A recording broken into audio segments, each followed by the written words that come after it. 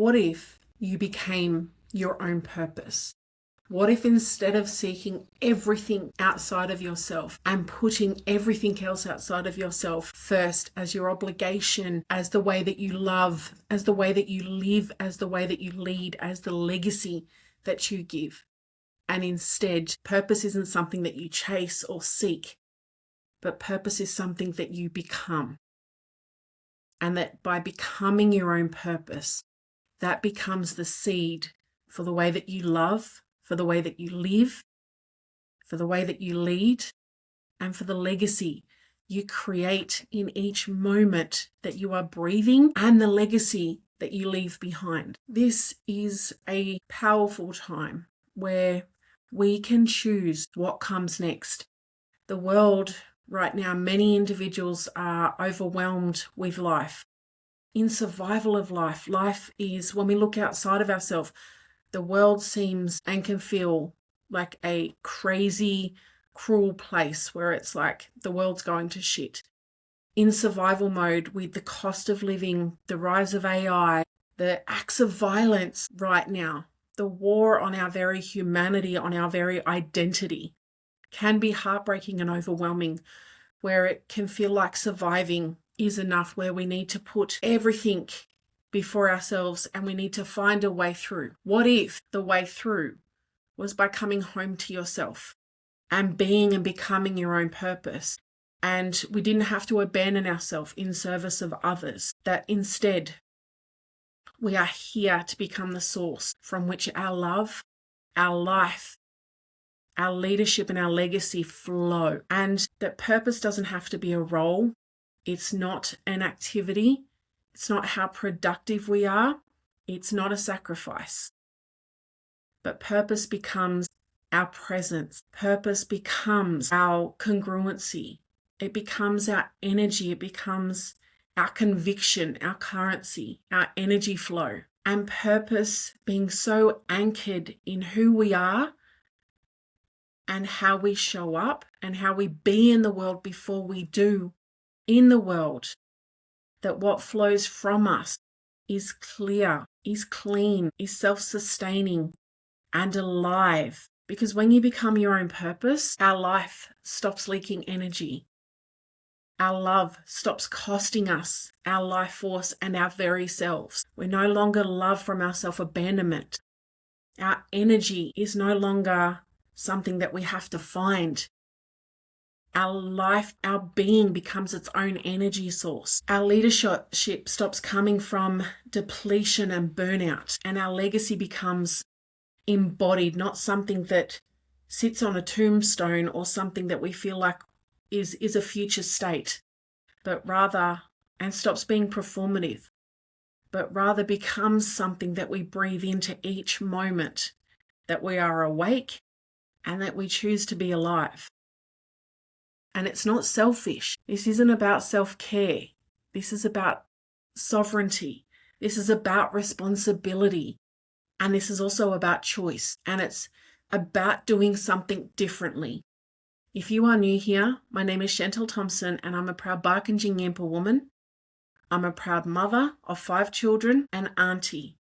And these are the roles that seed who I am as a person, who I am as a being. And they flow and weave into all that I do and all that I am. I'm known as the Barkindji warrior heart. And these lessons that I'm sharing with you, the teachings that I'm sharing with you, come from my lived experience. And it's not something that I'm 5-10 years ahead of you on the journey. It is something that is being activated through my life experience. I teach from my life experience. My awards, the credibility, my receipts are from my lived experience. They're not from external achievements or qualifications. And this is the Warrior Heart Rising Season, the Warrior Heart Activation, and it's something that I want to share with you. I'm currently working towards weaving the Warrior Heart into the world. And I currently have an offer, the Warrior Heart Activation, just $97. Is $97 worth your investment in yourself, in your now, and what can become possible tomorrow? Because you chose to come home to yourself, you chose to invest and choose yourself, understanding that that becomes the seed that all else becomes. A seed, a tree has to take into its roots before it can provide shade. And what if you became your own seed? What if everything else flowed through you from your being before your doing? And what if in this moment you became your own purpose? If you want to know more, hit like or subscribe, DM me or comment Warrior Heart, and I will send you the link for how we can work together and how in this moment you can take an hour, you can take $97 of your own resources and money and do something different. If you have been seeking and feeling called or compelled, or you are in a situation where you have to do something different and you are done with crisis and chaos and survival mode, this can be your moment, because we have been conditioned as mothers, as women, as Black Indigenous women of color, as carers, to put everything else first, everyone else first before ourselves. And that self-care is a luxury, not a responsibility. And yet that is not our way. That is colonial, patriarchal ways that we have been conditioned to believe that they are our way of being, but they're not. Indigenous matriarchal ways of being, of love, of raising children, is of raising ourselves first, is of ensuring that we are well and strong within ourselves so that we can be the caretakers, we can be the matriarchs. And we need to be that for ourselves and allow that to be the way that we are there for others. Because we were taught that purpose lives outside of ourselves, that our worth is proven by how much we give, how much we can carry, and how much we can endure. That being resilient in survival mode is the peak success. Yes, it is a gift, and those who came before us role modeled that, but because they had to. But imagine if we could role model and leave a different legacy, one of choosing being well, one of choosing being worthy and wealthy as the foundations for our life, as the standard, as the mandate, not as the thriving.